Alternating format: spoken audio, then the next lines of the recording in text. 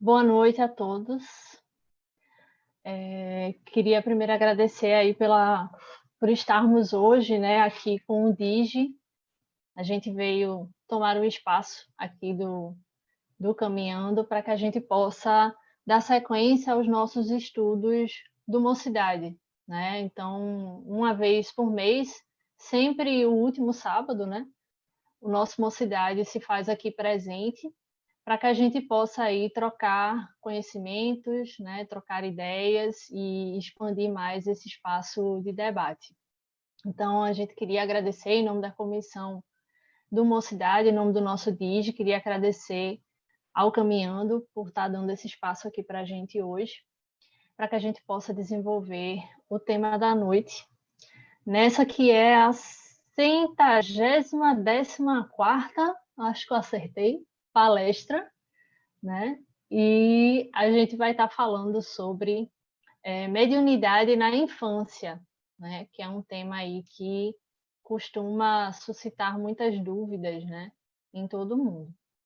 E aí, para a gente começar, eu queria pedir, não sei, Lúcio ou Weber, quem quer começar fazendo a prece? Vou botar vocês aí. Eu vou dar a oportunidade à Helena de começar. Tá certo, Helena? Então você faz a final, viu? Pois é, deixa ele. Eu faço.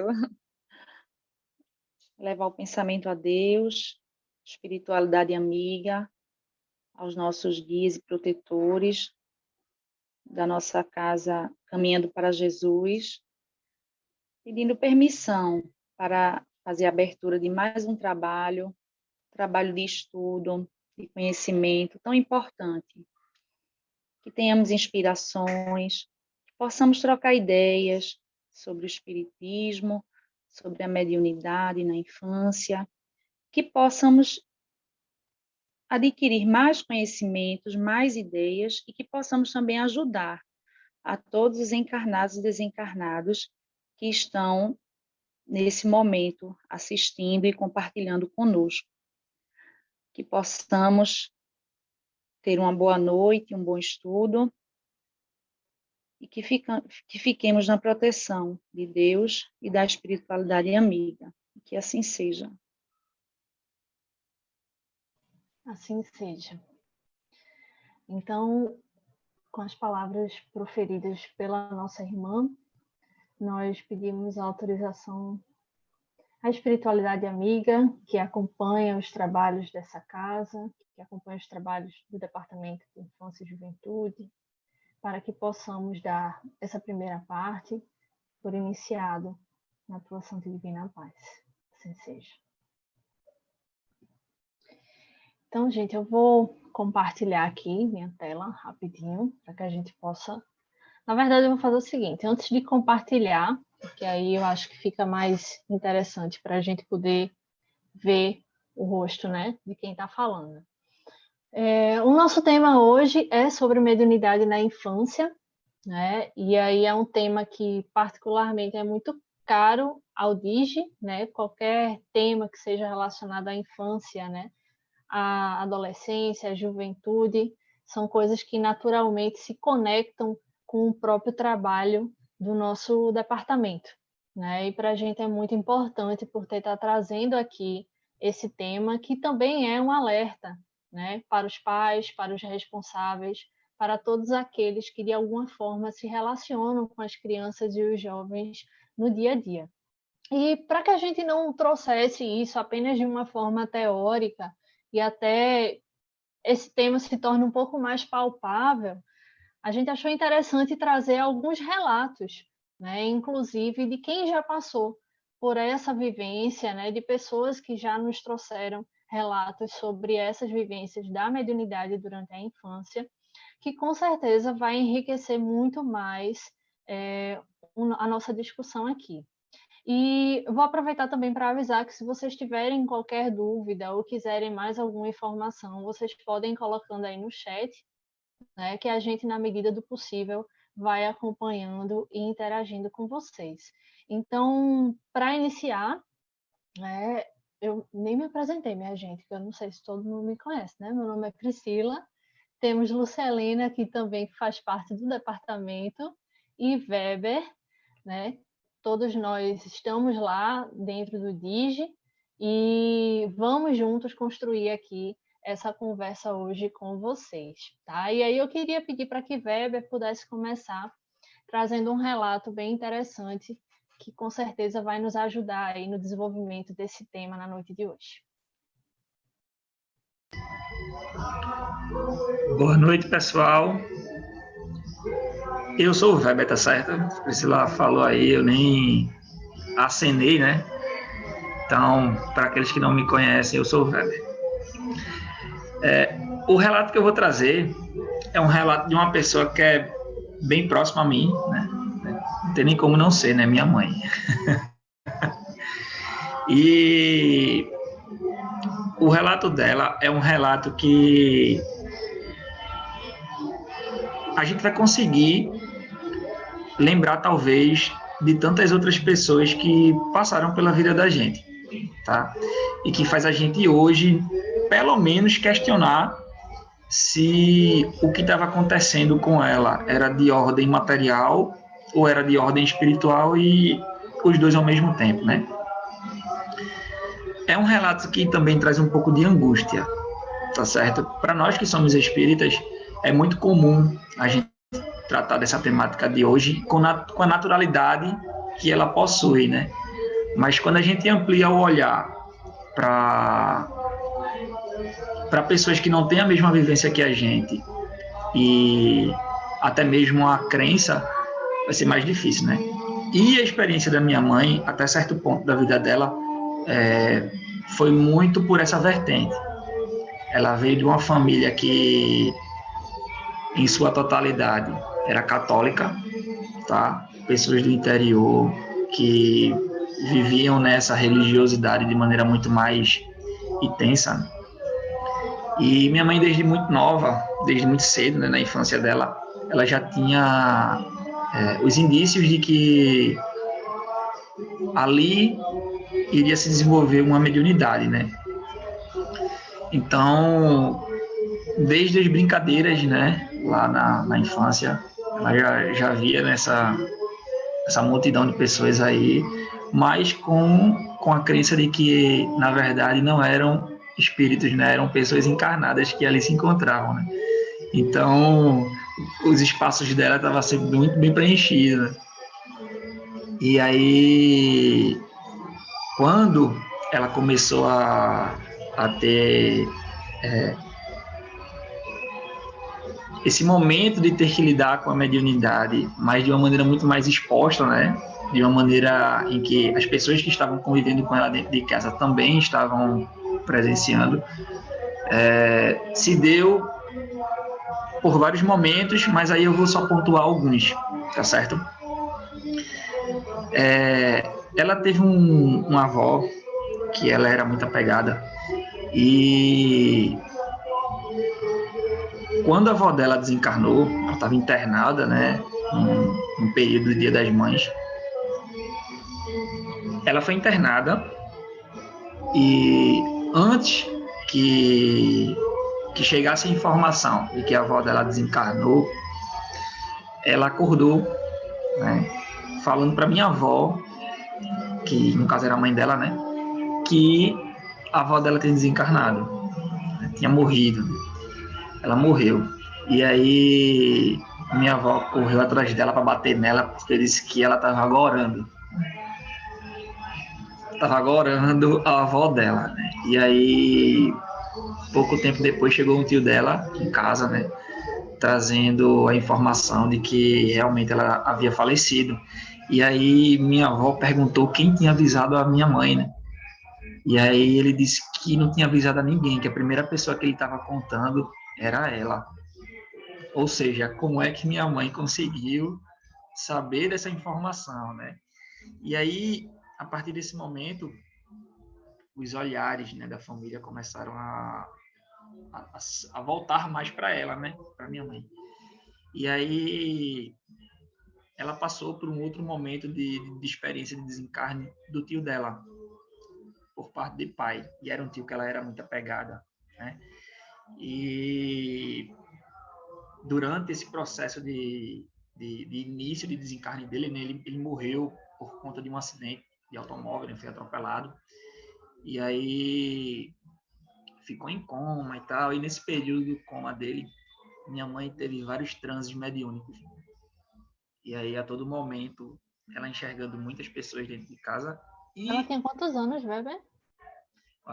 ela, nessa época, ela tinha cerca de 10 anos, Priscila, pelo que eu lembro dela relatando. E no período do desencarne da avó, né? No período do desencarne do tio dela, ela já era mais adolescente, tá? E aí eu lembro dela falando que esse período de desencarne do tio, ela já namorava meu pai, e aí meu pai era um cara super cético, tá, gente? Ele dizia que ele era São Tomé, ele só acreditava naquilo que ele estava vendo. E aí ele relatou para ela vários momentos em que ela trouxe várias informações das quais ela não lembra, né? E uma delas era de que não adiantavam o que estavam querendo fazer com ele, que ele já estava em processo de partida, que não adiantava a reunião, né? Não adiantava esses apelos, né? Então, era a sensação que ficou é que ela estava em transe mediúnico, pelo menos com um relato que meu pai trouxe, né, posteriormente. E ela, a todo momento, né, não sabia nem do acidente dele. Então, houve o desencarne, tá? Ela ainda continuou tendo alguns transes mediúnicos dentro de casa, acordando a todo momento, dizendo que não adiantava, que ele estava partindo, né?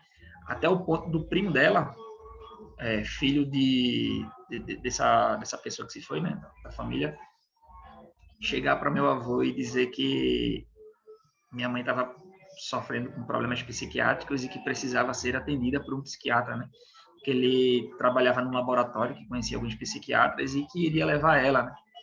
E aí meu avô, né, sempre muito católico, juntamente com minha avó, acreditavam nessa necessidade dela e também acreditava na possibilidade dela estar sofrendo influência de Lúcifer, né? Satanás, enfim. E teve até momentos de assim, minha mãe acordar com meu avô com a Bíblia aberta, né? Juntamente com minha avó, fazendo texto, né? E tal, por causa desses momentos, né? E aí, quando aconteceu o desencarne desse tio dela sem ela saber, uma tia dela, preocupada com ela, né, tinha presenciado esses momentos de transe dela, decidiu levar ela para casa dela, para passar uns dias lá, né? E aí minha mãe, quando estava lá, e aí esse relato é muito interessante, porque ninguém tinha contado ainda para minha mãe, né? Marcava 7 dias do desencarne dele, né? Já tinha acontecido a missa de 7º dia e tal. E aí minha mãe estava na casa dessa tia dela, e a prima dela no quarto, e aí minha mãe escutou uma bateria de palma, né? Bateria de palma, ela foi lá fora, não viu ninguém, voltou. E aí na terceira vez da batida de palma, quando ela se virou, ela viu o tio dela ali materializado na frente dela, né? Até então, ela estava crente que realmente era o tio dela que estava ali fisicamente falando, porque ela não sabia do desencarne dele, né? E aí ela chamou a prima, né? Fulaninha, vem cá, que tio tá aqui. E aí a prima dela sabia, né, do desencarne dele, né? E aí agarrou a manhã pelo braço e fugiu da casa com medo. Deixou a casa toda aberta, se sentaram na calçada, minha mãe sem entender nada, né? Esperando essa tia dela voltar, que ela tinha ido comprar umas coisas no mercado. E aí quando a tia voltou, né? E minha mãe comentou, aí foi o momento em que acolheram ela, né? E falaram que ele tinha desencarnado, né? Que já tinha uma semana do desencarne dele. E a partir daí, né? Helena passou alguns dias lá na casa, meu avô e minha avó, juntamente com outras pessoas da família, com o desejo de levar ela para uma clínica psiquiátrica, né? Dizia que ela realmente estava sofrendo com desequilíbrio material, né? Aí, a virada de chave para minha mãe nesse processo de mediunidade dela durante a infância e na adolescência foi essa tia. Se não fosse ela, talvez minha mãe estivesse se medicando até hoje. Essa tia dela, ela era da Ubanda. Tá? Ela tinha as suas experiências dentro da Ubanda. E percebeu que o que manhã experienciava naquele momento era de ordem espiritual, né? Era de ordem mediúnica. Então, por mais que o auxílio que ela tenha dado não tenha sido com o mesmo embasamento que a doutrina espírita traz, foi fundamental para minha mãe conseguir entender que o que ela tinha era algo supernatural e que ela tinha que aprender a lidar com aquilo, tinha que aprender a conviver com aquilo. Então, se não fosse ela, talvez a experiência da minha mãe fosse outra, totalmente diferente, né? Então, quando minha mãe relata, a gente fica rindo porque depois do caso passado torna-se até divertido, né? Já teve momentos aqui, dela relatando que gritava dentro de casa, dizendo que tinha uma pessoa dentro de casa, né? E meu avô se levantava com uma peixeira enorme, né? Na cintura. Meus tios pegavam barra de ferro e começavam a andar pelo quintal inteiro, pela casa inteira, atrás da pessoa, porque ela dizia, não, ele está aqui dentro sim, está querendo me pegar, veio atrás de mim. Enfim, caos instaurado, né? As pessoas que não acreditam, a primeira coisa que vão dizer é que a pessoa está ficando louca, né? Vivência material, né? Acima do entendimento espiritual. Exatamente, exatamente. E aí, se não fosse essa tia dela, tivesse tido essa virada de chave, né? Se a tia não tivesse tido essa sensibilidade de dizer, opa, existe algo aí que vai além. Então, a partir dela, foi que minha mãe começou a ter essa aproximação maior com o que ela estava experienciando. Ainda assim, com muita dificuldade, porque a orientação dentro de casa era que ela não desse ouvidos ao que a tia estava falando, né? Porque meus avós não queriam que minhas tias e minha mãe tivessem aproximação com essa tia delas, né? Justamente porque ela era da Ubanda, né? Se a gente hoje enfrenta preconceitos alheios aí com as religiões das pessoas, imagina o passado, né? Vamos botar aí há 50 anos atrás. E Mais o difícil, né? exercício da mediunidade não é prerrogativa do espiritismo, né? Ele se Exatamente, manifesta Priscila. nas mais diversas crenças religiosas e a mediunidade em si ela é muito mais antiga, né? Desde que o homem é homem e está sobre a Terra, que ele Exatamente, vem Pri. desenvolvendo esses fenômenos, E né? outra coisa, é um fenômeno extremamente natural, né? Quando a gente fala de natural, a gente se remete a Deus. Diante de uma criação dessa tão natural, como é que a gente vai querer colocar dentro de determinada caixinha, né? Seja ela doutrina espírita ou de qualquer outra vertente, né? A doutrina espírita apenas se debruçou no estudo científico desse fenômeno para poder conseguir trazer subsídios para a gente, que é o que a gente tem hoje, conseguir trabalhar isso da melhor maneira possível, né? E aí, Pri, para poder encerrar a minha fala, aqui a gente dentro de casa sempre teve algumas experiências assim do tipo, né? Meu irmão, meu Deus do céu, falava e, enfim, por aí vai. Mas eu vivi uma experiência peculiar, não que eu lembre, tá certo? E aí, mas tem uns relatos, né? Meu avô, quando desencarnou, eu tinha 6 meses de nascido, né? E a minha avó desencarnou, tinha perto de 4 anos. Então, no período em que ela ficou aqui materialmente com a gente, né, convivendo próximo a mim, a todo momento eu relatava a ela, né, a meus pais, que tinha um velho que vinha brincar comigo. E esse velho brincava comigo, esse velho brigava comigo. Eu corria chorando porque ele estava brigando comigo. E num belo dia, minha avó com um álbum de fotografias, né, me mostrando, quando ela folheou a página que apareceu meu avô, eu apontei o dedo e disse a ela: vovó, é esse velho aqui que brinca e briga comigo. E aí minha avó começou logo a se tremer, porque dizia que ia dar mingau das almas para ele, porque não queria ele lá. Tinha essa crença de dar mingau das almas para botar as almas embora. E eu passei boa parte, né, da minha infância tendo essa conexão com ele. Hoje, não mais, eu tenho essa sensibilidade mais aflorada, né, como outras pessoas possuem.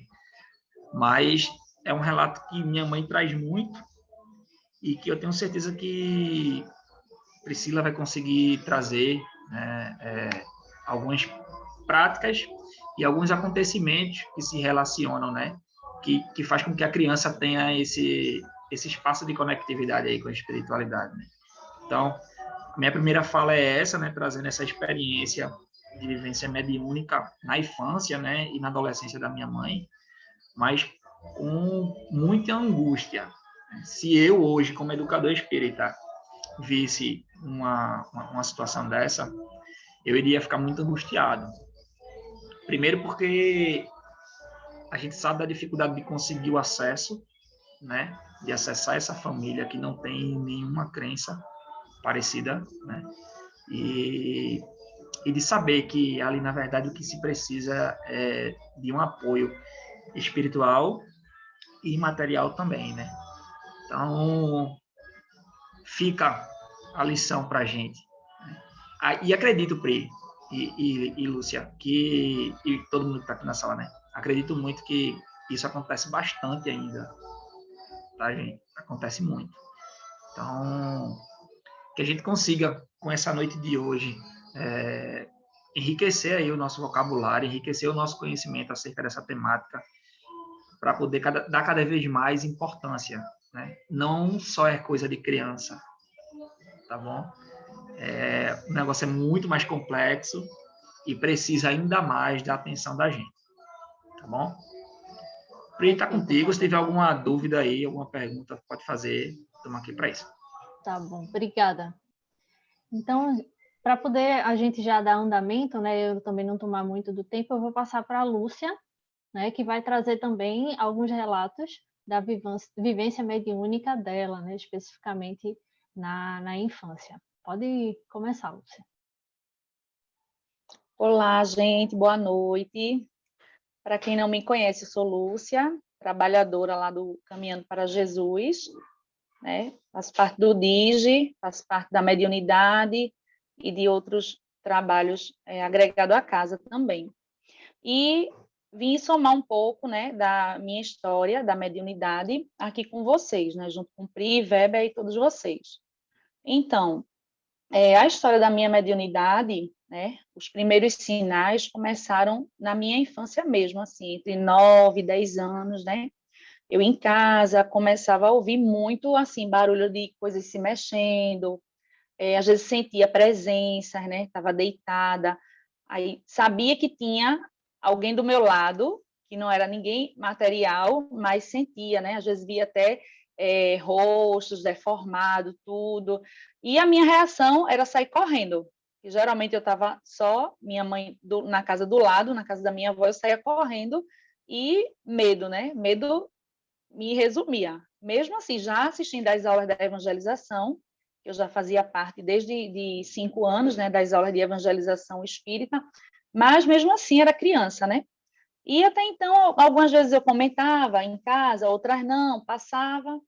E então foi se evoluindo, né? Em torno de, a partir dos 12 anos, eu comecei a ter desmaios, a ter vários sintomas assim que chamavam mais atenção, né? Ô, Lu, E geralmente, oi? só uma perguntinha. Você falou que desde pequena você já estava na casa espírita, né, na evangelização, então tua Isso. família já frequentava a casa Também, espírita, é também. isso? Minhas tias, minha mãe já tinha, todas frequentavam também. E a reação deles diante desse processo, quando você era mais jovem? Quando eu era mais nova, né, Era menor. criança, sim. Comentava assim com manhinha, mas manhã não. vai passar, entendesse? Assim, não tinha assim tanto aprofundamento como depois, né? Como as coisas assim se agravaram, né? E então no decorrer o primeiro episódio, né? Os primeiros episódios começaram justamente de madrugada. Acordei, né? O primeiro episódio acordei sentindo vontade de tomar água. Quando eu levantei, que chamei manhinha, tudo, eu não levantava só. Aí eu tive um desmaio, né? Tive aquele desmaio, assim, apaguei mesmo. E foi aquela agonia, assim, de madrugada, a manhã abriu a porta para chamar o pessoal para me socorrer, porque até então a gente não tinha aquele conhecimento que era a mediunidade, né? Naquele momento. E então, depois passava e, a princípio, o socorro era o evangelho, né? Graças a Deus, a gente já era de dentro do espiritismo, né? A família toda, e manhã depois que passou, né, o susto, aí era o evangelho que a gente recorria. Manhã abria o evangelho, ia fazendo a leitura, depois eu mesma, quando ia tornando, ia lendo também, e ia passando. Então, manhã procurou o Departamento de Infância e Juventude, que é o nosso DIGE, né, que na época eu era educanda, né, era aluna, e procurou, na época, a Arlene, né, tia Arlene, Virgínia, outras pessoas, né, que faziam parte, e para pedir essa ajuda, né, esse socorro, né, do que fazer com a criança, né, com esses episódios, né, assim, mediúnicos, né. E então, elas orientaram procurar o pessoal do centro à noite, né? Manhã procurou, né? Na época era seu Fernando, pessoal, Silvio também fazia parte, né? Lá já do processo, e foi orientada a consulta. Aí nessa consulta foi dito, né, que era a mediunidade e que tinha que se arrumar formas de se trabalhar, né? Aí como é que uma criança iria desenvolver a mediunidade? Aí é contigo, Vice-Pri. Mas, assim, no meu caso, né, o que foi orientado? A aula de evangelização infantil, água fluidificada, manhã chegou a fazer um tratamento por mim, né, e no decorrer iam acontecendo esses episódios em algumas vezes, mas a gente já sabia o que era, aí foi se passando, né, aí eu cheguei na fase dos 15, 16 anos, fiz o curso de passe, já comecei a frequentar as palestras, os estudos, os cursos, né? Todos os cursos lá do centro que tem, eu já iniciei fazendo todos, né? Fui liberada para fazer. E nos 16 anos, o seu Fernando liberou para eu aplicar passe. Porque, assim, eu já tinha muitos sintomas, assim, da mediunidade, né? Muitos sinais. E tinha que dar um jeito assim naquela energia, tinha que se trabalhar, tinha que arrumar uma forma de canalizar, né? Como iria controlar aquilo ali? Como iria controlar aquele processo mediúnico numa criança entrando numa adolescência? Então, quando foi liberado para eu trabalhar com o passe, aí eu continuei, fiquei trabalhando, fazendo tudo, mas mesmo assim, às vezes vinha, queria dar a incorporação, né? Queria dar fugiu agora o nomezinho, queria dar A passividade, comunicação, né? tudo, a comunicação, sim. E ficava naquele descontrole ainda. Aí chegava até, muitas vezes, eu saía fazer curso no meio da rua, aí tinha medo de passar mal na rua e as pessoas não saberem o que era e me socorrer para um hospital. Então, eu lembro que teve um curso que eu fiz logo no início, eu levava o evangelho, água fluidificada dentro da bolsa e chamei uma pessoa que eu mais me afinizei assim e conversei com ela. Eu contei, ela não era espírita, ela era católica. A história, assim, bem longa, né? Eu tive que contar tudo, né? Como era o passo a passo, contei dos desmaios, orientei ela do que ela fazer se acontecesse isso, se eu desmaiasse, não me socorre, porque não é doença, é um processo mediúnico, expliquei tudo para ela e ela já ficou ciente. Abre esse livro aqui, que é o nosso Evangelho, é como a nossa Bíblia, né? Expliquei assim para ela, e você pode fazer uma oração e eu vou eu vou voltando. E assim seguiu, né? Aí, quando surgiu uma necessidade de manhã ter que entrar no estudo mediúnico, uma necessidade dela, né? Foi orientado lá no centro para ela. E nessa oportunidade que ela entrou no estudo mediúnico, Silvio liberou também para eu participar com ela. porque eu ainda era menor de 18 anos, não podia.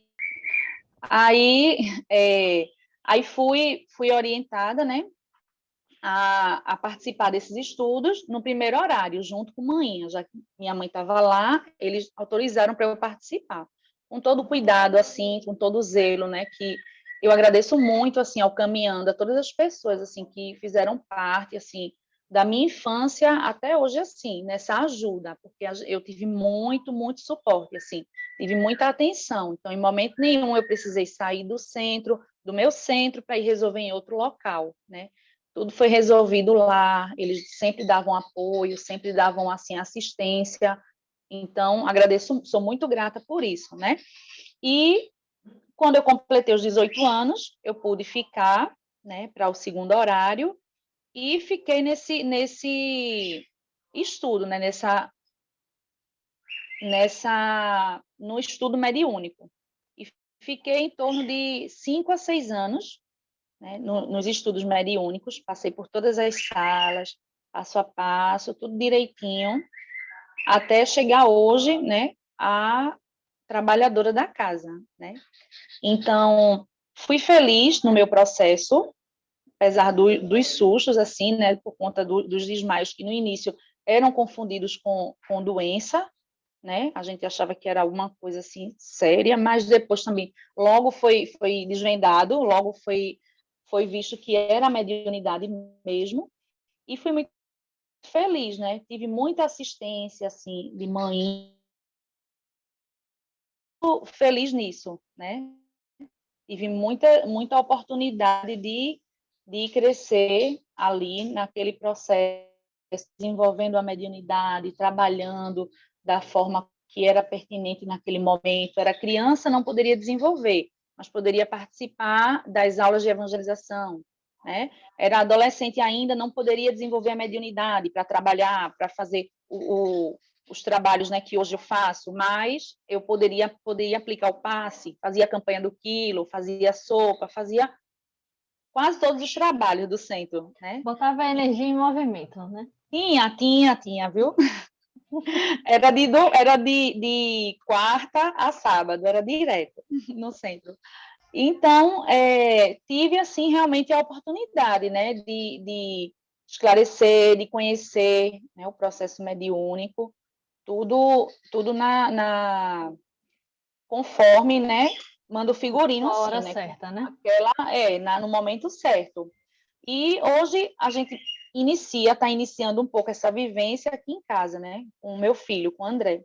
Ele já mostra, assim, alguns sinais, né, da mediunidade, e a gente pode, hoje, cuidar, né, tratar com naturalidade, ao contrário do que Weber falou, né, que a mãe dele sofreu aquele processo, mas a gente hoje pode tratar com ele com clareza. Ele já sabe algumas coisas que ele ouve na aula de evangelização também, né? Então, a gente pode trabalhar de forma mais suave, de uma forma real, mas acreditando, né? Sabendo que é, mostrando para ele que é natural, que aquilo vai acontecer, né? Então, até teve um dia que foi até no dia de evangelho da gente, momentos antes do evangelho, que André começou a sentir mal, as mãos frias, aquele sintoma pálido. André, o que é? Ele, mãe, eu estou sentindo que tem alguma coisa puxando minha energia.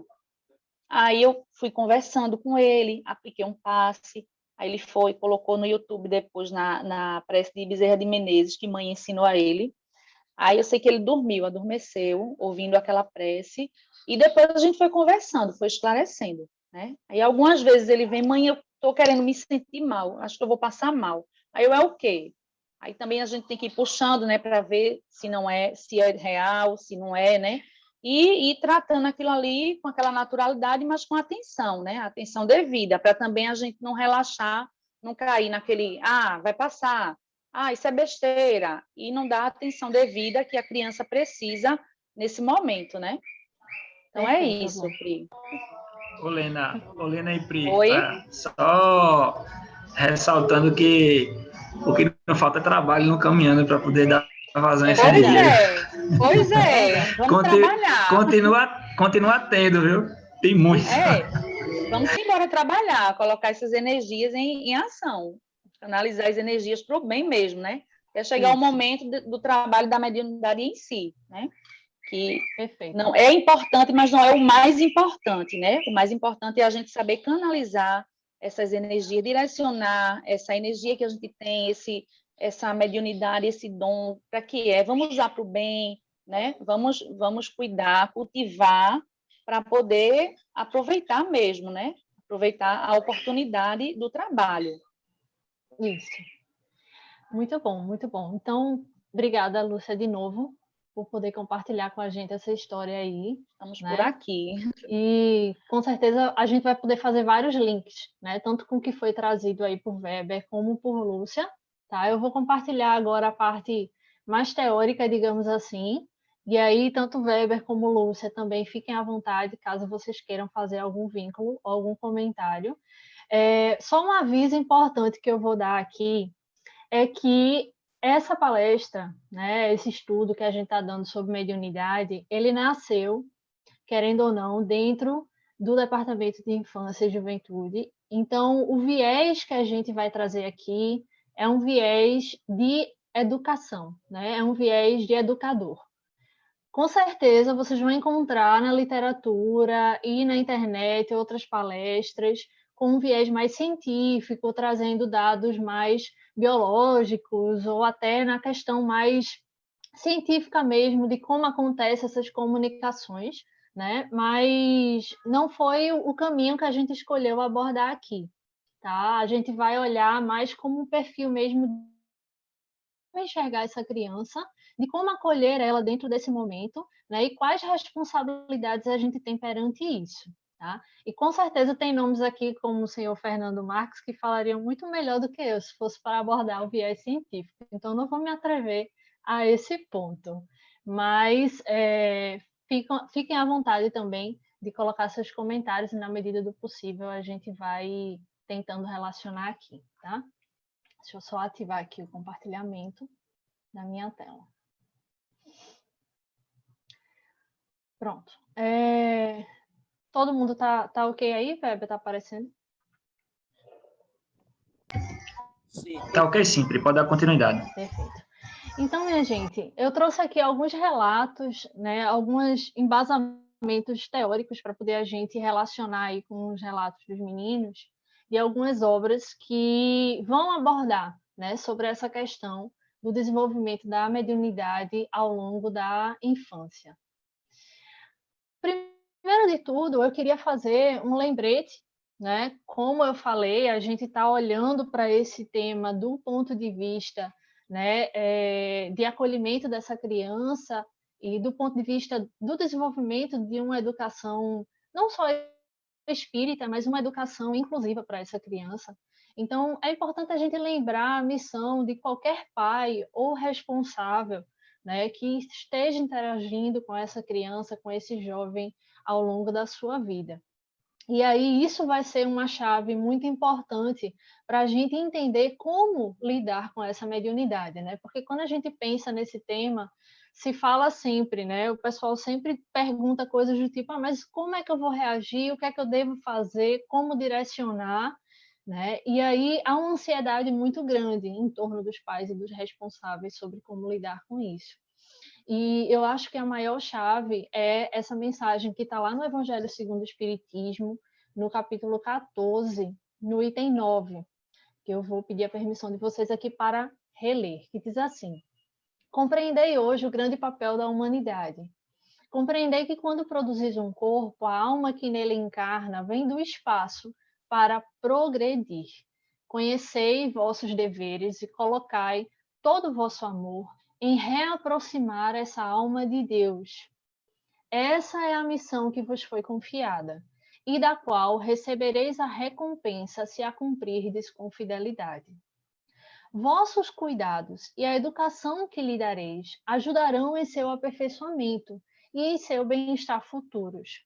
Pensai que para cada pai e cada mãe, Deus perguntará: que fizeste do filho confiado à vossa guarda? Eu acho essa passagem uma passagem muito forte, assim, mas ao mesmo tempo uma mensagem muito bonita. Porque ela mostra para a gente, né, que qualquer criança, qualquer jovem, nada mais é do que um espírito eterno que já teve milhares de encarnações e que essa é apenas mais uma de tantas vivências que ele já possuiu. E que essa é mais uma etapa que ele está buscando cumprir dentro do progresso. Então, já começa trazendo um outro olhar, né? Muitas vezes a gente vê, principalmente naquela educação mais tradicional, o entendimento de que a criança é uma tábua rasa, né? Que ela nasce em branco. E aí nós é que vamos colocando informações para ela, nós é que vamos instruindo ela, nós é que vamos ensinando coisas a ela, porque ela por si só não nasce com nenhum conhecimento inato, né? E aí o espiritismo ele já quebra isso de cara quando ele traz a visão da reencarnação.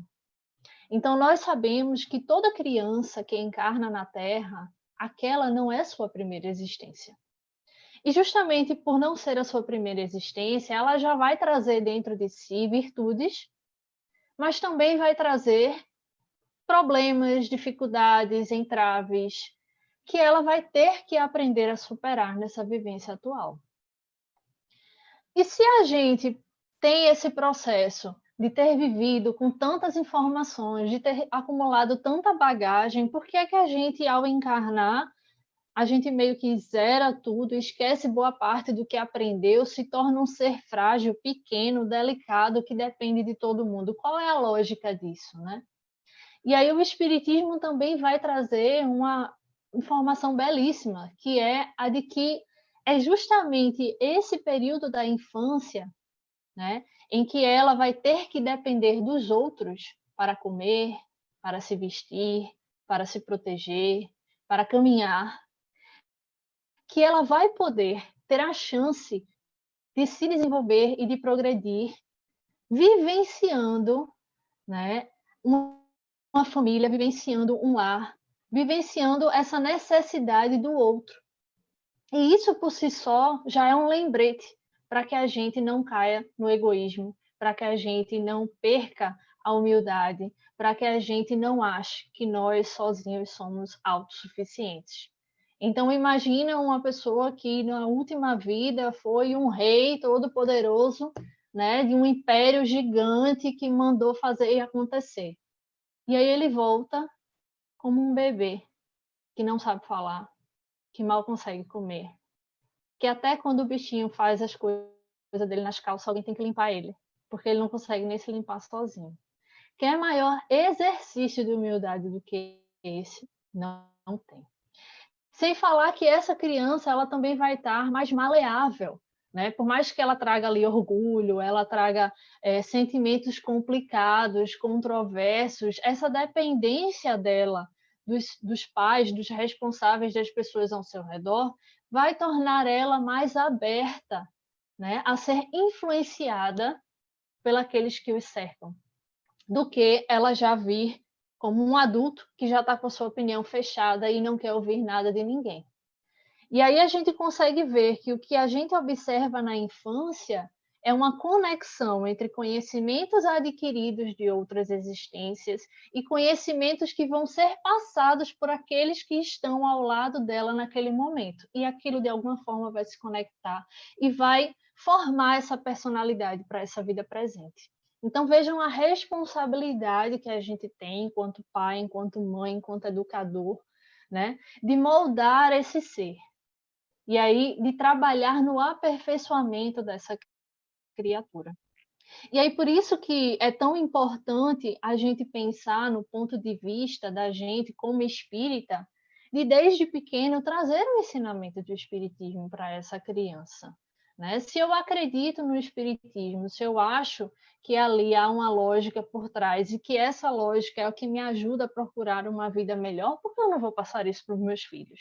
Por que eu não vou passar isso para os meus netos? Por que eu não vou passar isso para os meus sobrinhos? Então, é uma responsabilidade nossa também, enquanto espírita. Não que a preocupação do espírita primordial seja formar novos espíritas, mas é formar pessoas de bem. Né? E tudo que o espiritismo nos traz acaba nos levando para esse caminho do homem de bem. Então, vamos trazer essa primeira informação aí, né? De que esse ser, essa criança que está ali na infância, ela não é uma tábua rasa, né? Ela não é uma folha em branco. Ela já vem com diversas situações vividas anteriormente, ela já vem com virtudes e com defeitos, e isso vai surgir, né? Vai vir à tona ao longo da sua vida, e aí por isso a importância de estarmos ao lado dela nesse processo. Mas aí a gente vai pensar, e o contexto da mediunidade nessa infância, né? A infância, ela justamente é um momento em que a gente está mais próximo da última vivência da gente no mundo espiritual, né? Nós sabemos, pelo Espiritismo, que nós somos seres espirituais tendo vivências materiais, e não seres materiais se espiritualizando, né? Nós somos seres espirituais que temos esses intervalos de tempo na vida material. Então, quando a criança surge, né, quando nasce aquele novo ser na vida material, é um espírito que acabou de retornar do mundo real, porque o mundo real é o mundo espiritual, né? Esse é o mundo contínuo, é o mundo eterno, é o mundo espiritual. E obviamente que todo o processo de encarnação é um processo muito delicado, né? Que está aí já explanado dentro das obras espíritas, como nos livros de André Luiz e tantos outros. Eu também não vou me estender aqui nessa parte, mas há toda uma mecânica, né, que precisa ser feita para que aquele espírito, né, grande, adulto, idoso, ele se torne novamente um ser pequenino, se torne novamente um ser frágil e esteja em espírito ali se apropriando de um novo corpo dentro de um ventre de uma mãe. E aí, esse processo, obviamente, ele não é um processo de um botão que liga e desliga, né? Ligou o mundo espiritual, desligou o mundo material. Não é uma coisa que a gente tira da tomada ou coloca novamente. É natural que esses vínculos com esse mundo espiritual eles estejam ainda muito recentes quando a gente encarna. Então, por isso que é comum notar que as crianças tenham vivências mediúnicas, né? Todas, inclusive, podem estar suscetíveis a isso. Isso não quer dizer que lá na frente, na vida adulta, elas vão se tornar médiums, trabalhadores ostensivos, com mediunidade X ou Y, de escrita ou de fala ou outra. Mas sim que elas ainda estão nesse momento de passagem, né, do mundo espiritual para o mundo material. E aí, naturalmente, ainda trazem muito forte essa conexão que vai aí surgir essas questões que tanto Weber como Lúcia falaram, né, da criança ouvir sons, da criança ver pessoas, né? Eu, particularmente, quando eu era também muito pequena, 4, 3 anos de idade, eu tinha um amigo imaginário, né, que se chama, mas a minha mãe era médium e ela conseguia identificar que era realmente um espírito de uma criança que vinha brincar comigo, passava horas comigo a fio e eu me divertia horrores com ela. Então, há essa questão desse vínculo justamente por conta de ser muito recente essa vivência material nossa agora, esse retorno, né, da pátria espiritual. E aí pode ser que com o passar dos anos esses sinais acabem se dissipando, né? E essa conexão com o mundo espiritual, ela vá começando a ser perdida, porque aí vai vir realmente mais essa vivência material. Ou não, ou efetivamente essa mediunidade vai aflorar com mais força e aí vai seguir o caminho da gente ter aí uma pessoa realmente médium, né, que desenvolva a faculdade mediúnica também na sua vida adulta. E aí eu quis trazer esse recorte aqui da revista Espírita, né, que é de janeiro de 1865, que eu achei bem interessante, que ele fala assim: vê desse pequeno acordado, o pequena criança, né? Tanto ele olha fixamente, parecendo reconhecer seres amigos, quanto balbucia palavras, e seus gestos alegres parecem dirigir-se a rostos amados. E como Deus jamais abandona as suas criaturas, esses mesmos espíritos lhe dão mais tarde boas e salutares instruções, quer durante o sono, quer por inspiração, no estado de vigília. Daí podeis ver que todos os homens possuem, pelo menos em estado de germe, o dom da mediunidade. E eu achei interessante essa passagem porque ela vai trazer também um outro ponto importante, né, dessa vivência mediúnica na infância, né, dessa proximidade da criança com o mundo espiritual, que é permitir que os espíritos, né, seja seu guia espiritual ou outros que já acompanham a sua trajetória há um certo tempo, possam lhe dar instruções, né, com mais tranquilidade, possam passar informações. Eles estão ali ajudando ela a entrar naquela vida, então estão dando as últimas informações, estão aproveitando aquela janela, né, que se abre daquele espírito que ainda está mais aberto para o mundo espiritual, para inspirá-lo, para instruí-lo, para deixá-lo, né, informações que vão ser relevantes para ele no tocar daquela vida. E aí, por isso que também é muito comum ver as crianças nessas comunicações com pessoas que elas não conhecem, mas que talvez foram seus companheiros em outras existências, né? Ou familiares, como foi o caso de Weber com o avô dele. Possivelmente o avô dele brigava com ele porque já estava tentando botar ele no caminho certo, né? Então, há essa preocupação também a partir dos espíritos, né? E daí essa comunicação que vai acontecer muitas vezes no início dessa vivência material. E aí é interessante porque aí vai mostrar também, né, a espiritualidade, que isso é o que comprova que todos nós, em estado de germe, temos o dom da mediunidade, né? E aí, claro, somos espíritos, como eu disse, vivendo uma vida material. E pelo simples fato de sermos espíritos, né, isso já daria esse potencial de conexão. Claro que às vezes esse germe não vai realmente germinar, né? Não vai florescer e se tornar uma faculdade mediúnica a ser desenvolvida, mas há essa conexão ali no início, mostrando, né, que há sim a possibilidade desse intercâmbio entre o mundo espiritual e o mundo material. E aí também, ainda no mesmo artigo, se traz também, né, nesse artigo, a informação de que a infância propriamente dita é uma longa série de efeitos mediúnicos. Vejam que fantástico. E se crianças de um pouco mais de idade, quando o espírito adquiriu mais força, por vezes não temessem as imagens das primeiras horas, poderias constatar esses efeitos muito melhor. Continuai a estudar e a cada dia, como crianças grandes, aumentará a vossa instrução, se não vos obstinardes em fechar os olhos ao que vos cerca.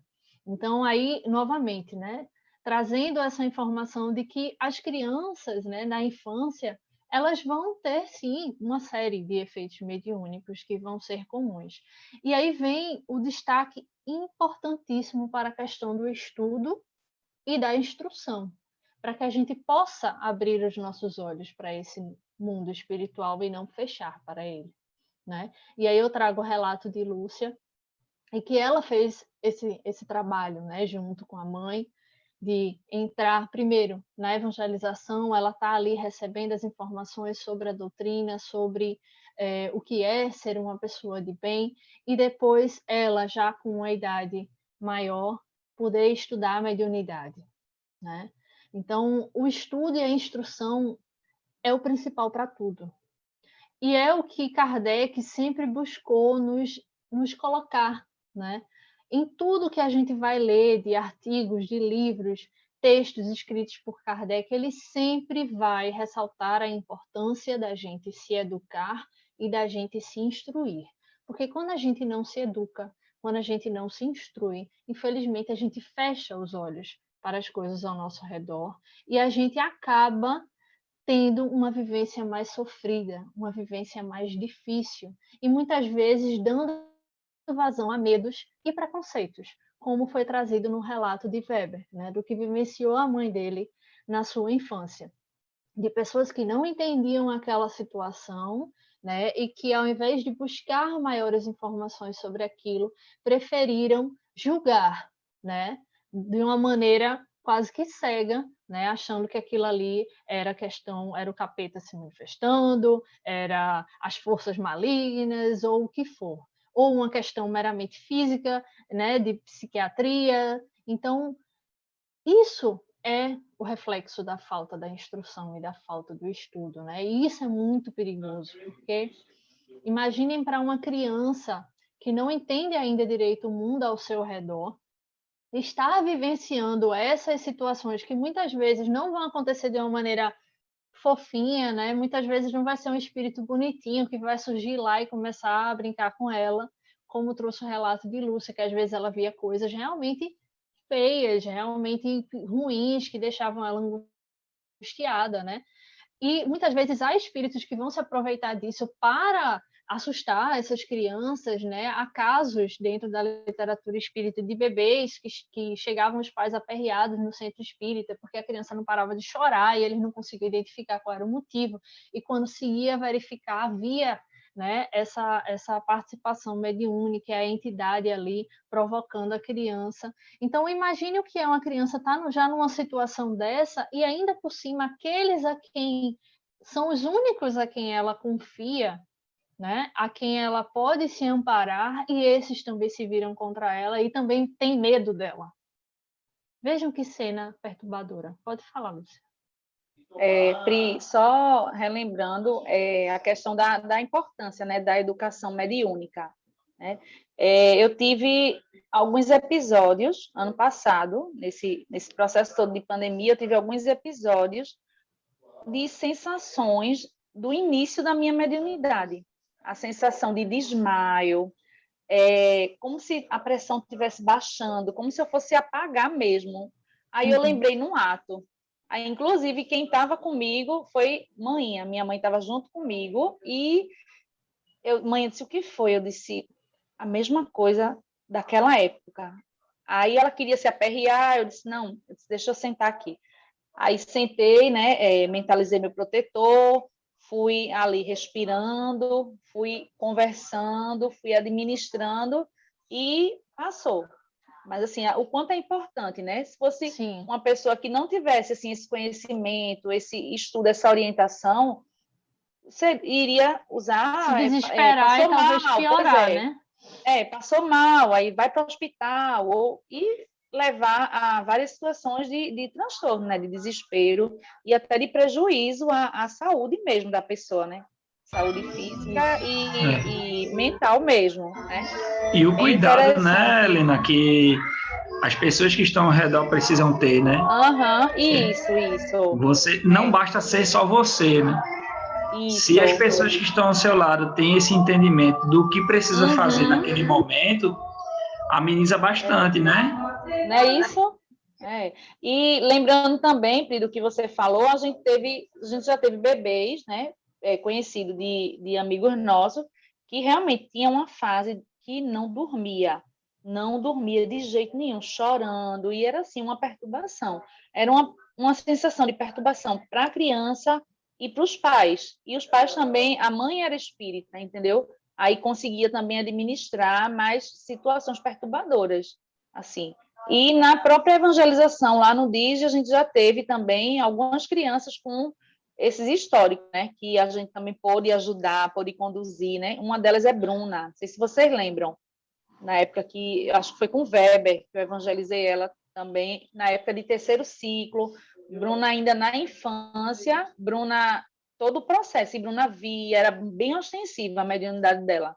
E até hoje, ela ainda também está esperando a oportunidade, né, questão de organização, para poder fazer o estudo do desenvolvimento mediúnico. Mas é bem pertinente o que Pri falou.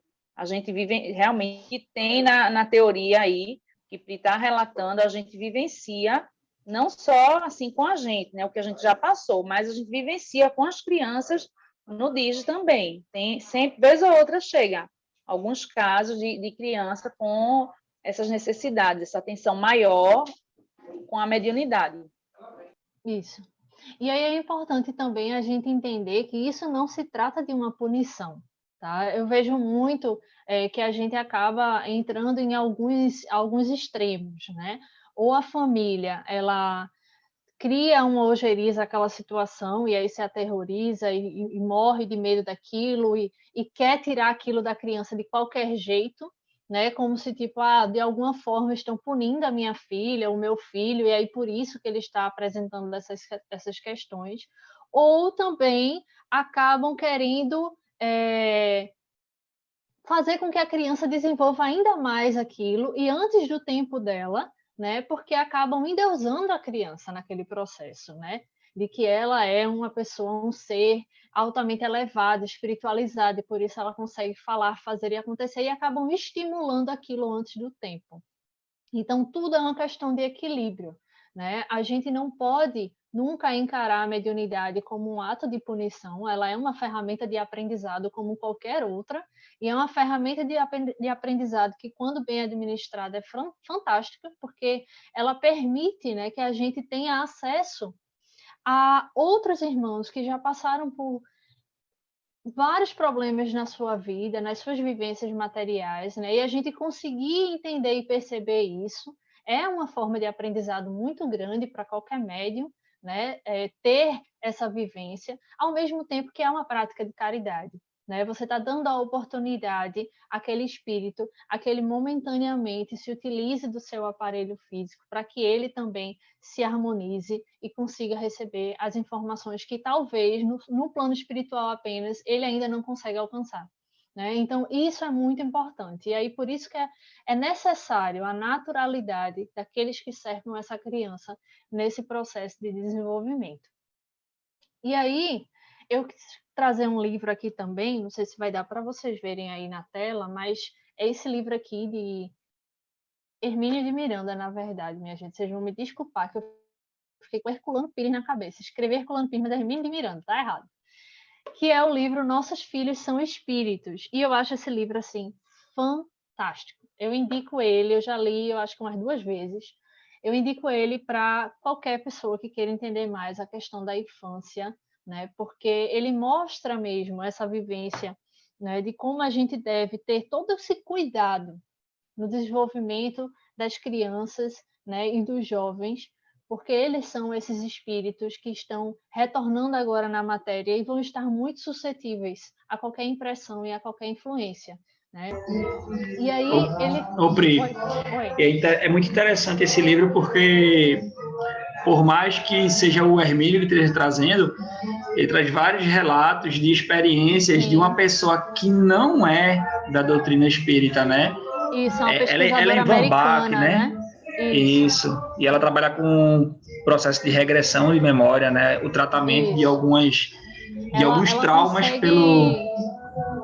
Ela consegue mostrar casos de pessoas, né, que vivenciam traumas que adquiriram quando estavam no útero materno, né, de palavras que elas ouviram, né, dos pais dizendo que não queriam aquela gravidez, de revolta, né, e como aquilo ali influenciou elas no útero e fez com que, ao nascerem e se desenvolverem, elas trouxessem esses traumas dentro delas, o que mostra para a gente, minha gente, que o espírito, desde o momento em que se decide que vai ter aquela encarnação, né, ele já está conectado com aquela família e ele já começa a coletar as impressões daquela família, né, a preparação daquela família, as energias que aquela família estão colocando ao redor dessa notícia, dessa chegada.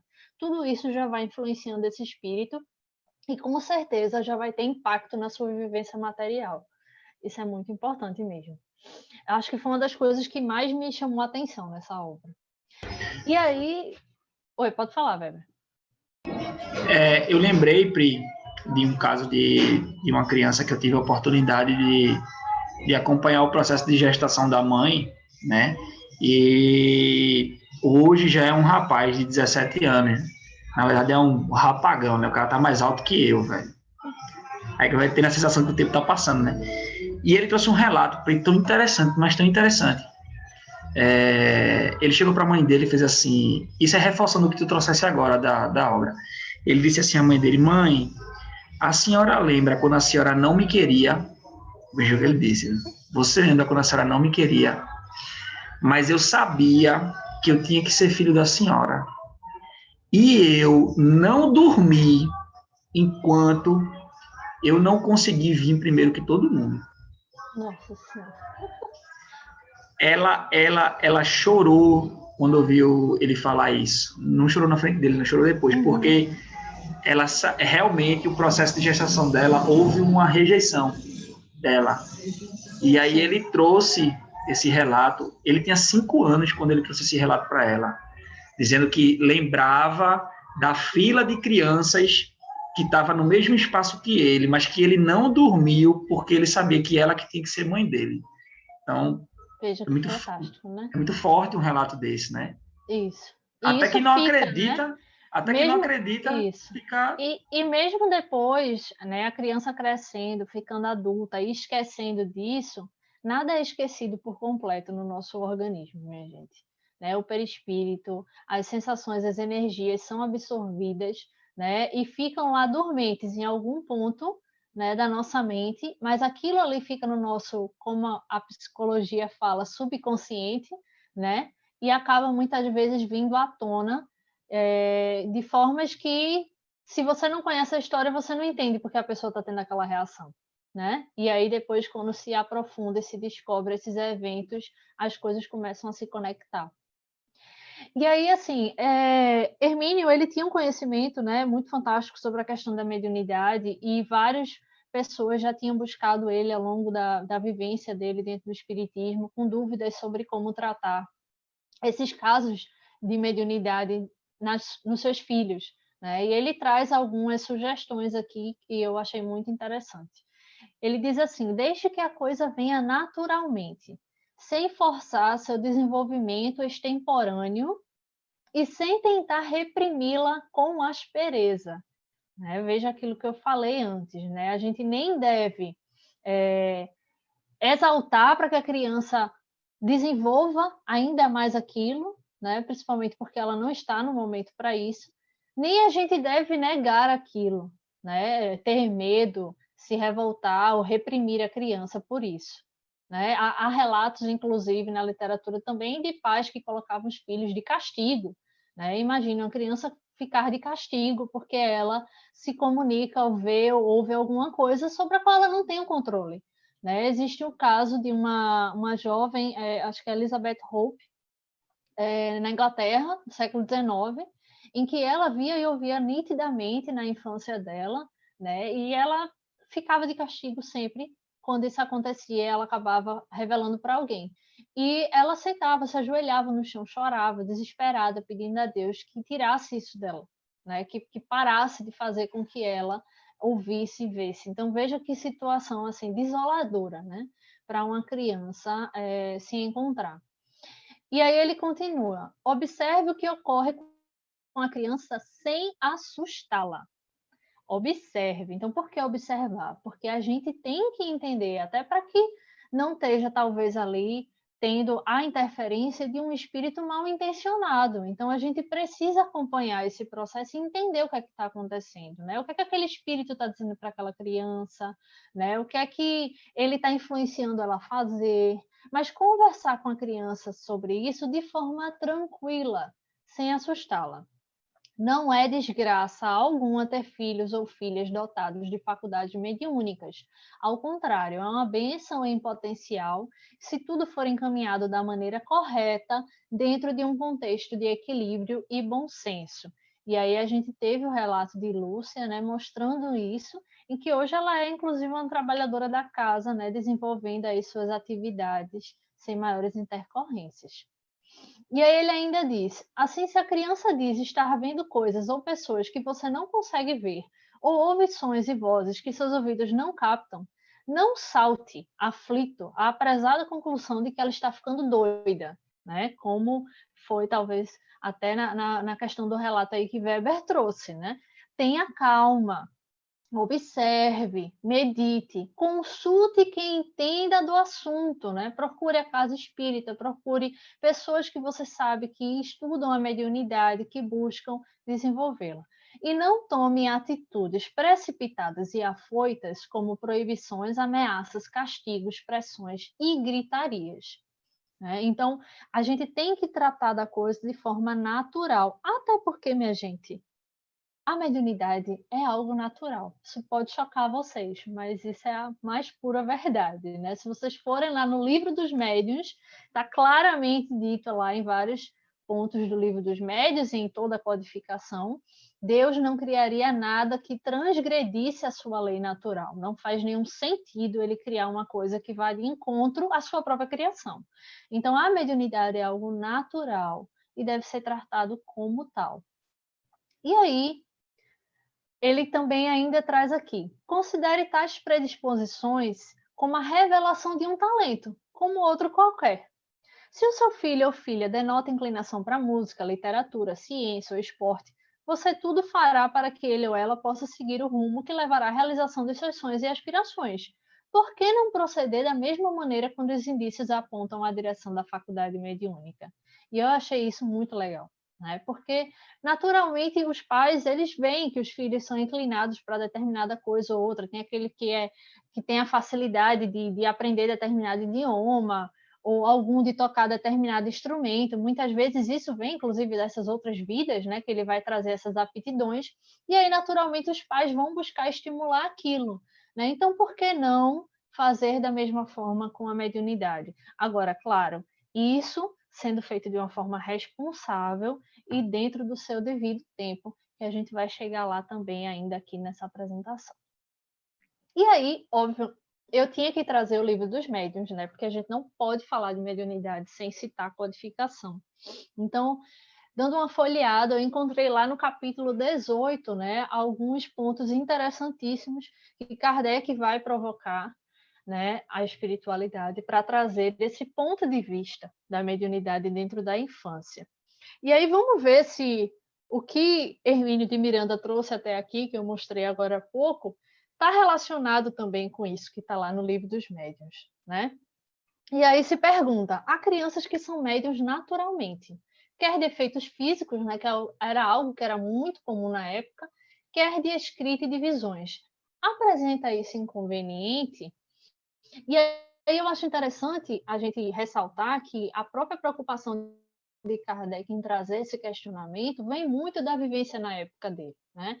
Se a gente for observar na própria codificação, a maioria dos médiuns que se comunicaram, né, que trouxeram os relatos que fizeram parte da codificação, eram jovens, eram adolescentes. Era muito comum na época, né, que os adolescentes e os jovens desenvolvessem essas faculdades mediúnicas, né, quando esses eventos começaram a surgir, né? E aí Kardec põe então essa questão. E a resposta que se tem é a seguinte: não, quando numa criança a faculdade se mostra espontânea, é que está na sua natureza e que a sua constituição se presta a isso.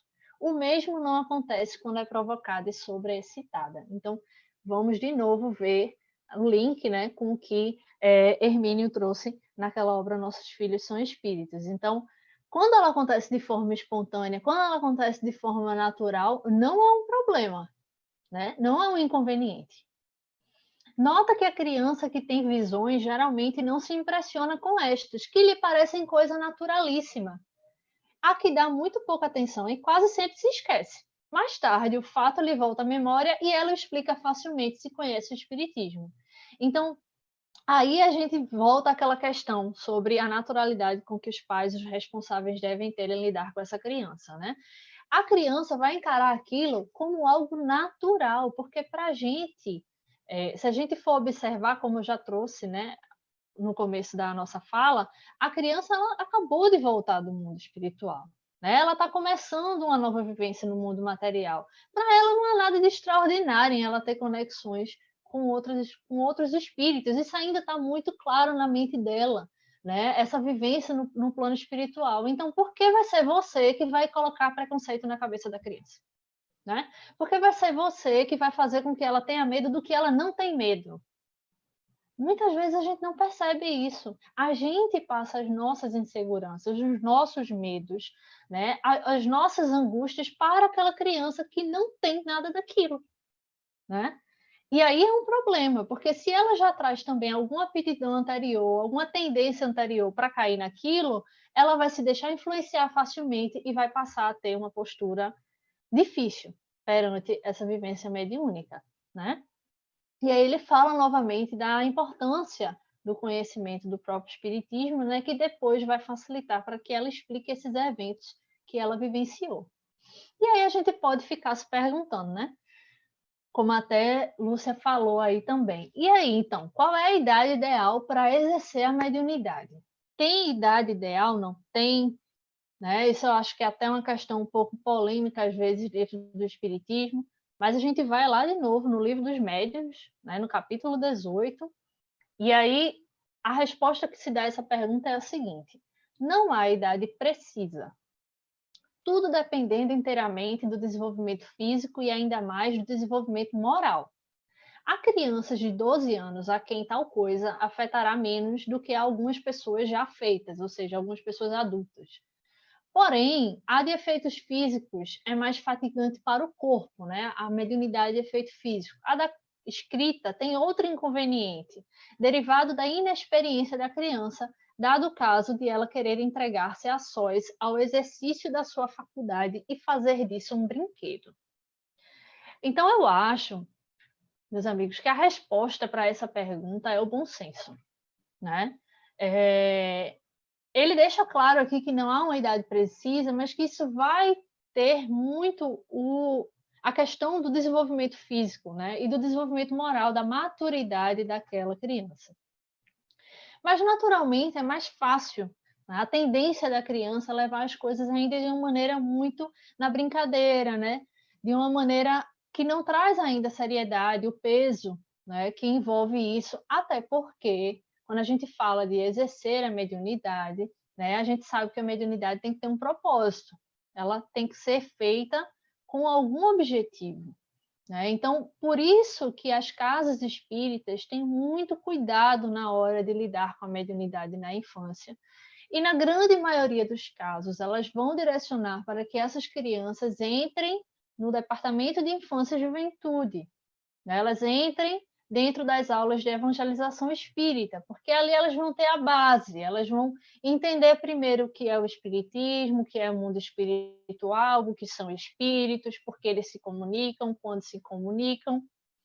Mas ela ainda não vai ter, possivelmente, a maturidade para administrar isso como um exercício mesmo, um trabalho mediúnico, né? E aí por isso que se convenciona que com a pessoa alcançando a maioridade, né, aí sim ela, depois, claro, de desenvolver também o estudo mediúnico dentro do departamento mediúnico, em que se vai ler e estudar de forma aprofundada o Livro dos Médiuns e outras obras dentro do Espiritismo que vão ajudar o médium nesse processo, é que ele vai conseguir exercer essa mediunidade com responsabilidade.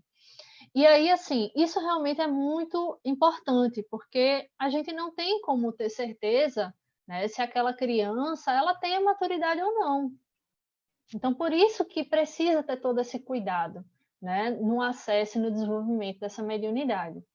E aí eu até vou trazer aqui que ele fala sobre essa questão da escrita mesmo, que pode acabar virar um exercício, né, e ela fazer isso de um brinquedo. Eu acho que todo mundo já ouviu falar daquela bendita brincadeira do compasso, né? E, vez por outra, quando você está na escola, tem uma moda de gente querendo fazer essa brincadeira. E eu tive mediunidade, né, quando muito pequena, depois, na minha adolescência, a mediunidade voltou. E eu era espírita, sempre fui, meus colegas sabiam. E uma vez, uma amiga minha do colégio, né, isso eu tinha, sei lá, acho que 11 ou 12 anos, me ligou desesperada, porque ela tinha inventado de fazer a brincadeira do compasso dentro de casa com outra colega, né? E ela estava sozinha em casa com essa colega. E elas fizeram a brincadeira do compasso e se comunicou uma entidade, com certeza brincalhona e responsável, né, que estava ali só para se aproveitar da situação, e de repente a colega dela começou a passar mal, muito mal, né? Ficar com ânsia de vômito, com tontura, suando frio, possivelmente, né, aquela criança tinha já também a questão da faculdade mediúnica. E aí ela se lembrou que eu era espírita e ligou para mim, desesperada, porque ela estava sozinha em casa, ela não queria ligar para a mãe, porque ela não queria que a mãe desse uma bronca nela. A mãe não era espírita, nem ela, nem ninguém da família dela. E aí eu, na hora, falei com ela e chamei minha mãe, né? Minha mãe médium há longos anos e décadas. E aí botei o problema na mão da minha mãe para ela resolver. E aí minha mãe acalmou ela, né? A gente fez o evangelho com ela pelo telefone. E aí minha mãe, dentro do processo mediúnico dela, também conseguiu acessar o que estava acontecendo ali, pediu ajuda à espiritualidade, e graças a Deus o que tinha, né, se esvaiu, a entidade foi levada e aí a criança voltou a ficar bem. Mas vejam o perigo, né? O perigo realmente de você desenvolver essa mediunidade sem a responsabilidade, sem o correto direcionamento. E aí eu também, eu no começo da minha adolescência, a minha mediunidade veio muito na escrita. E aí eu me lembro que eu tive uma época que, assim, eu tinha 15, 16 anos, né? Comecei a fazer o estudo mediúnico na instituição que eu frequentava na época, que era o Gabriel Delane, porque também minha mãe participava do estudo, e aí foi dada essa concessão, mas eu não ficava para a parte de desenvolvimento, eu fazia só o estudo.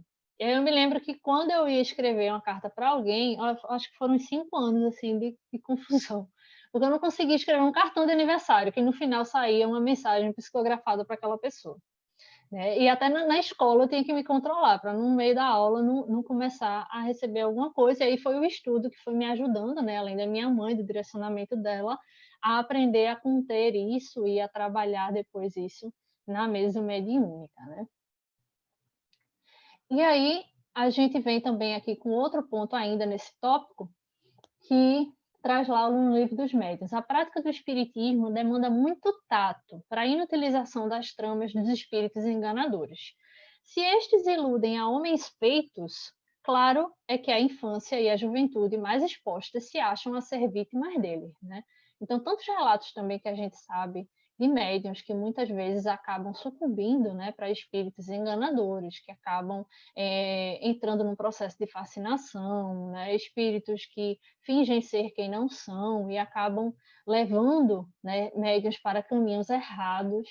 Imagina então a suscetibilidade do jovem e da criança para isso, né? É de se desejar que uma criança dotada de faculdade mediúnica não exercite, senão sob a vigilância de pessoas experientes que lhe ensinem pelo exemplo o respeito devido às almas que viveram do mundo. Então, novamente, a necessidade do apoio, né, e da vigilância dos pais, dos responsáveis, dos educadores, né, das pessoas, dos trabalhadores da casa espírita, perante essa criança e esse jovem que está começando a apresentar esses sinais. E aí, como agir, né? Então, eu trouxe aqui, resumidamente, 3 pontos. Primeiro, escutar com atenção e calma o relato da criança, né? É importante que a criança possa falar sobre o que ela está sentindo. E é importante que a gente escute ela atentamente, porque se a gente não der importância, vai chegar uma hora que ela não vai mais dizer o que está acontecendo com ela. E pode ser que ela comece a vivenciar situações complicadas e você não vai saber e não vai poder ajudar ela nesse processo ou até ela se coloque em risco, né? Também é importante que a gente tenha calma, né? Não traga para essa criança uma sensação de medo, uma sensação de pavor, que pode também perturbar ela nesse processo. Segundo, não fazer julgamentos ao que ela diz, não a chamar de mentirosa, né? Muitas vezes as crianças são taxadas de mentirosas, fulano vive inventando história, vive mentindo por aí. Isso também não faz bem, não vai ajudar ela, né, a conseguir se desenvolver. E terceiro, buscar o direcionamento na casa espírita, né? E principalmente colocar elas em grupos de evangelização infantil, onde ela vai ter o acesso, né, aos ensinamentos da doutrina, a, como eu disse, os principais conceitos, o que é espírito, né, o que é essa vida que nós estamos vivenciando nesse momento, o que é a prática da caridade, o que é todos os valores, né, de um homem de bem e, ao seu tempo correto, que ela possa também se engajar em outras áreas da instituição e, continuando com o processo mediúnico, inclusive entrar nos grupos de estudo mediúnico e talvez depois vir a se tornar um trabalhador naquela instituição.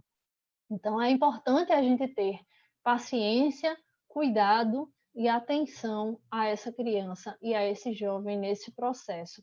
e principalmente manter o vínculo de confiança entre ela e você, para que ela não vá buscar instruções na rua, né, que possam acabar levando ela a uma situação de risco, né? E aí, por fim, eu quis trazer a palavra de Kardec numa obra que eu gosto muito, que é o Espiritismo, né? Que ele diz aí que o Espiritismo vem revelar uma lei segundo a qual a conversação com o espírito de um morto repousa sobre uma lei tão natural como aquela que permite à eletricidade estabelecer contato entre dois indivíduos a 500 léguas de distância.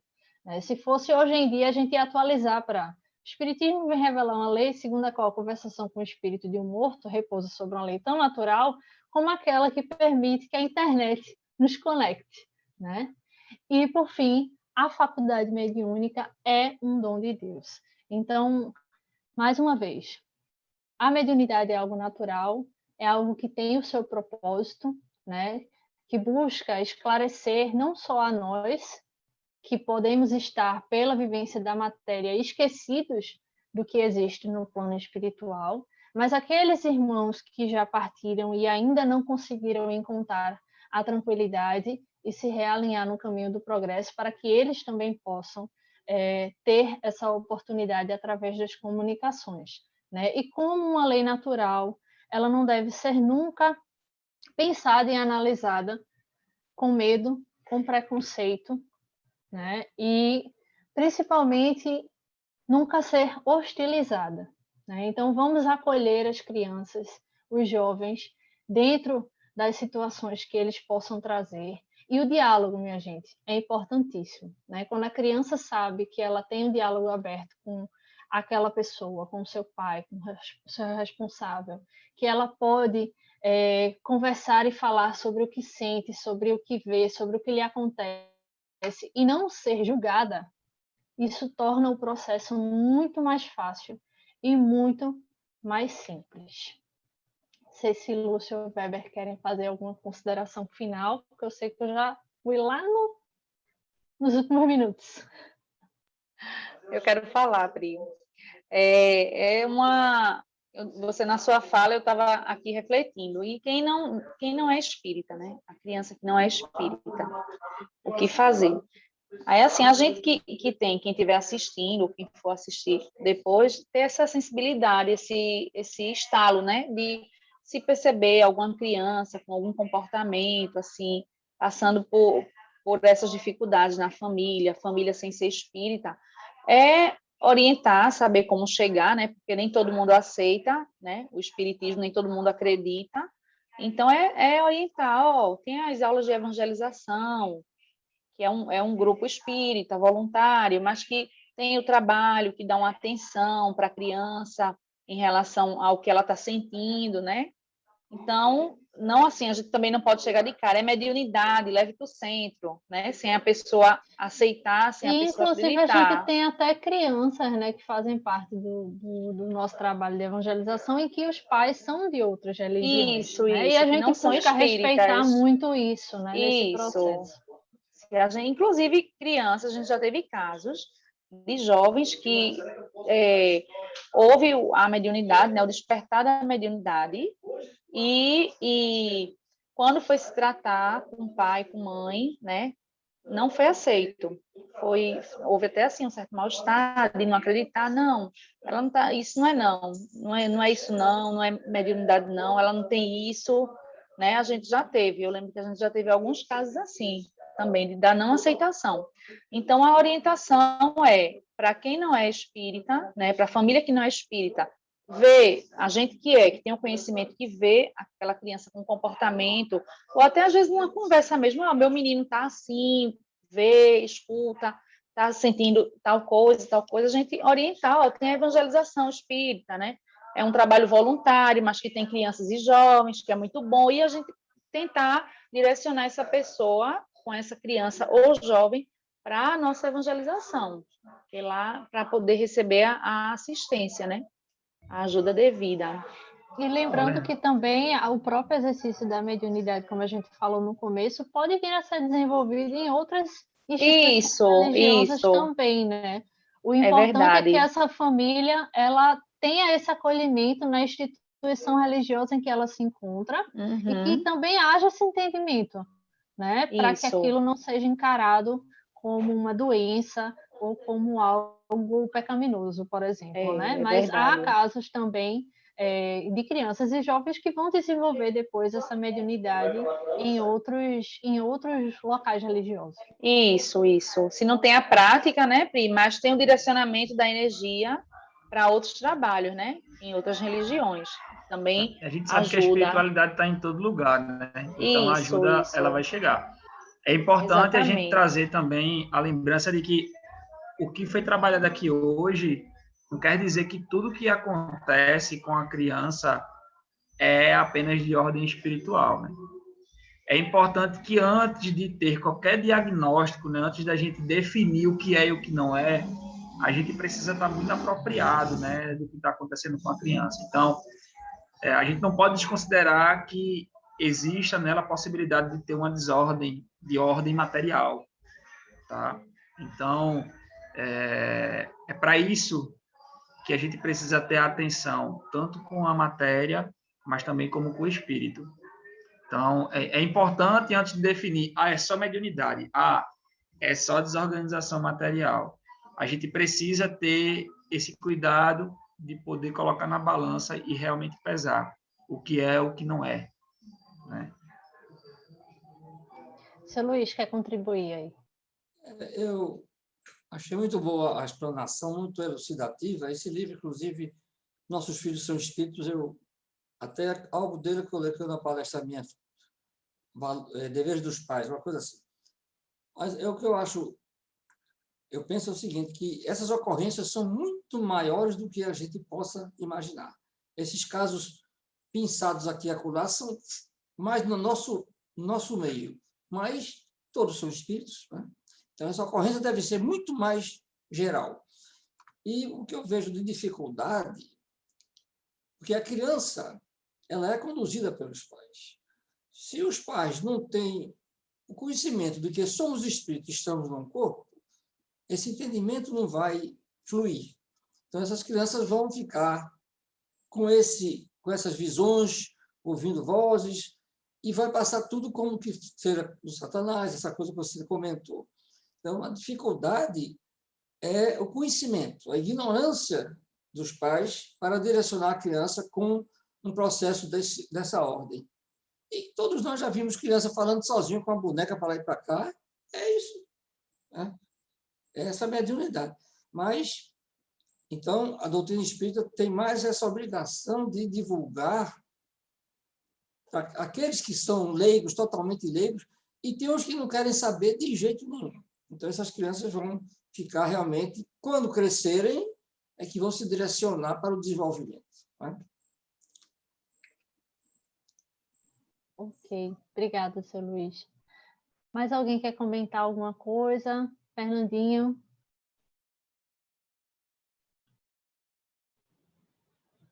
Boa noite, pessoal.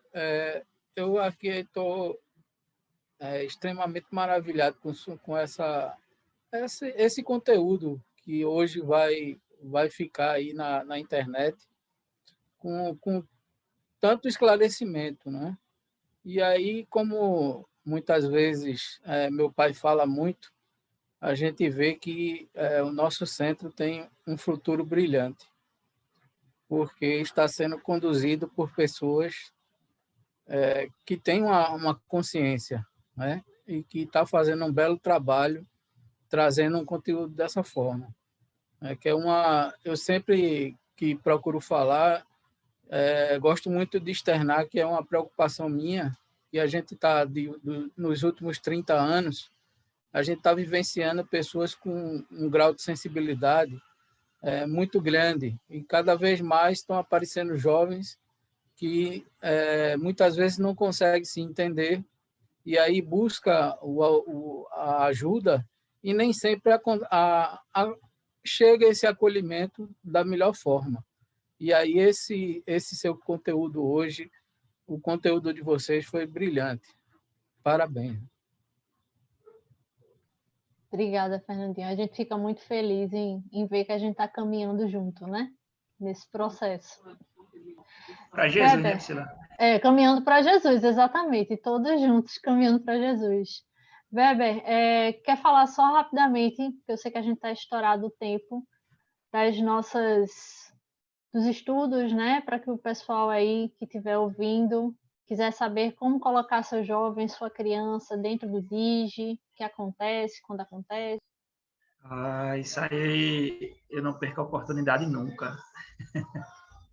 Gente, se vocês tiverem, tá, crianças e jovens que nesse momento estejam com essa dificuldade, né, com essa desorganização, que pode ser de ordem material, de ordem espiritual, procura a gente, tá certo? Procura a mim, procura a Priscila, procura a Lucielina, a Gilmar, a Sayonara. Quem for do Digi, pode procurar, que a gente está aqui para poder acolher, tá certo? O espaço que foi criado lá não é um espaço criado para mim, para a Priscila e para os demais. Nós apenas somos representantes do Cristo aqui na Terra, né? Tendo essa oportunidade de acolher aqueles que Ele está mandando. Então, a sua criança, o seu jovem, pode ser, sim, essa criança que está precisando dessa ajuda. E a gente está aqui para isso, né? Então, a gente vem passando por um contexto pandêmico que impossibilita as nossas atividades presenciais, mas a gente está acontecendo, sim, de maneira remota, tá bom? Então, se você tiver alguma criança, algum jovem que esteja precisando passar por um tratamento, por favor, procura a gente, que a gente vai sim acolher e a gente vai tentar ajudar da maneira que for possível, né? Diante das nossas limitações atuais. Mas não se esqueça que a gente sempre está aqui para poder acolher, porque a gente entende que juntos nós somos mais fortes, né? E a gente também não vai perder a oportunidade de convidar, né, a quem tiver o interesse de conhecer a nossa mocidade. Estamos todo sábado, das 19h30 às 21 horas, lá no perfil do @mocidade_CSPJ, trazendo temáticas bem atuais, bem contemporâneas, no Instagram, tá certo? Também temos o nosso canal, que funciona em paralelo com o canal do Caminhando para Jesus, tá? Então, não esquece de curtir, não esquece de dar essa força, porque todo o material que a gente prepara não é para a gente, é para fortalecimento do movimento espírita, tá bom? Então, fica aqui o convite para vocês continuarem se esclarecendo e auxiliando aqueles que tanto precisam, tá bom?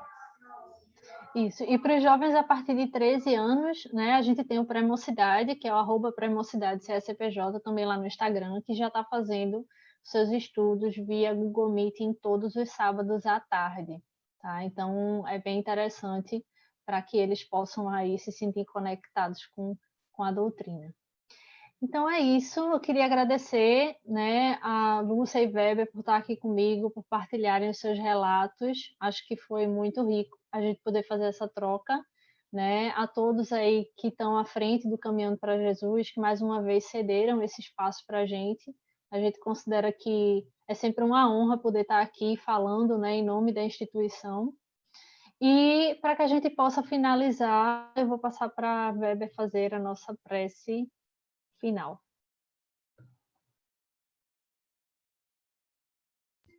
Vamos lá, tá, gente? Por favor, desconsiderem o som ambiente, tá bom? Que não é na minha casa, tá certo? É a oportunidade que a gente tem de transcender. Vamos exercer a harmonização. Exatamente, Priscila. Hoje a rua está um pouco agitada, tá certo? Mas nem por isso a gente vai perder a oportunidade de levar o pensamento ao Cristo, né? E são em momentos como esse que a gente precisa se aproximar ainda mais dele e rogar por todos aqueles que estão buscando se reencontrar, né, nessa caminhada de progresso espiritual. Então, vamos elevar o pensamento, elevar as nossas emoções ao nosso Divino Mestre. Querido Mestre, somos gratos pela oportunidade que tem nos dado de te representar aqui na Terra, representar esse teu trabalho, a tua seara, que é tão rica, que é tão acolhedora e que é, sim, tão democrática, onde nos diz que para poder a gente encontrar, a gente só precisa buscar, a gente só precisa querer. Que façamos, através do estudo, através da apropriação da autonomia que possuímos, fortalecer a nossa caminhada, nos compreendendo como seres individuais, mas que muita responsabilidade de poder auxiliar todos aqueles que se encontram ao nosso redor, desde a criança até a pessoa que é jovem há mais tempo. E é por ti, Divino Mestre, por todo o teu trabalho, por todo esse entendimento da responsabilidade que possuímos, que finalizo mais este encontro tão enriquecedor na tua santa e divina paz. Que assim seja.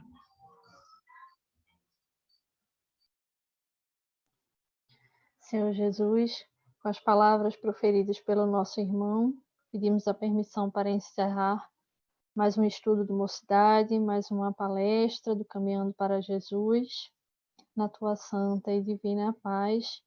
Pedimos também para que aqueles que estejam necessitados, né, de receber vibrações positivas, energias salutares, que se mantenham em conexão na vibração que está sendo desenvolvida pela equipe desse trabalho no segundo momento. Assim seja. Então é isso, gente. Obrigada novamente a todos e até uma próxima oportunidade. Tchau, tchau, Pri. Foi ótimo. Boa noite, gente. Gratidão, viu, pessoal?